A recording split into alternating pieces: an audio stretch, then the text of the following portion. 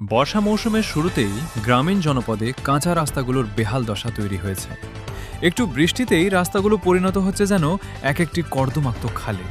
কোথাও হাঁটু সমান কাদা, আবার কোথাও বড় বড় গর্তে জমে থাকছে বৃষ্টির পানি। ফলে চরম ভোগান্তিতে পড়েছেন গ্রামীণ সাধারণ মানুষ, স্কুল কলেজগামী শিক্ষার্থী এবং নিত্য প্রয়োজনীয় পণ্য পরিবহনকারী ছোট ছোট যানবাহন।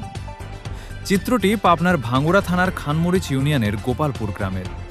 অবহেলিত এই গ্রামটির একমাত্র রাস্তাটি বছরের প্রায় বেশিরভাগ সময়ই চলাচলের অনুপযোগী হয়ে থাকে।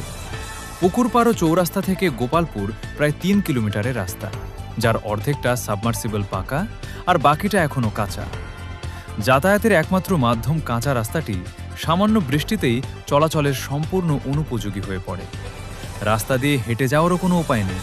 পা পিছলে পড়ে গিয়ে প্রতিনিয়ত দুর্ঘটনার শিকার হচ্ছেন পথচারীরা।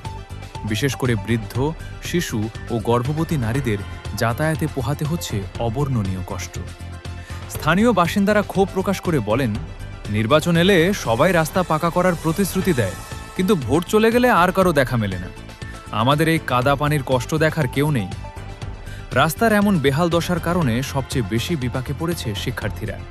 অনেক শিক্ষার্থী জুতো স্যান্ডেল হাতে নিয়ে জামা কাপড় কাদায় ভিজিয়ে স্কুল কলেজে যেতে বাধ্য হচ্ছে। অন্যদিকে কৃষকরা তাদের উৎপাদিত ফসল সময় মতো স্থানীয় বাজারে বা শহরে নিয়ে যেতে পারছেন না।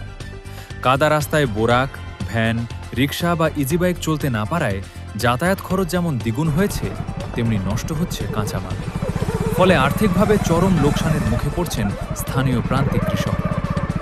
সাধারণ মানুষের জীবনের এই নিত্যদিনের দুর্ভোগ দূর করতে স্থানীয় জনপ্রতিনিধি ও সচেতন মহল দ্রুতই কার্যকর পদক্ষেপ নেবে, এমনটাই প্রত্যাশা ভুক্তভোগী সাধারণ জনগণের।